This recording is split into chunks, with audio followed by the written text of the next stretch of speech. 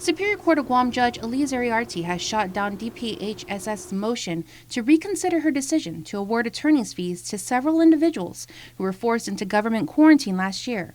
As a result, the judge awarded attorney's fees to several individuals while holding off a decision on others. In a recent decision, Judge Iriarte also criticized DPHSS for failing to inform these individuals of their legal rights before being forced into government quarantine. Not only did public health not inform them of their rights, but also did not provide them with legal counsel, despite being ordered by the court to do so.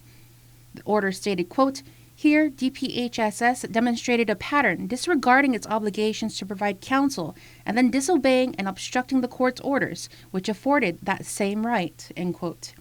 Judge Iriarte also noted the fact that even 14 months into the pandemic, DPHSS has not made any effort to develop a public health emergency plan that would implement a mechanism for the appointment of counsel at the government's expense.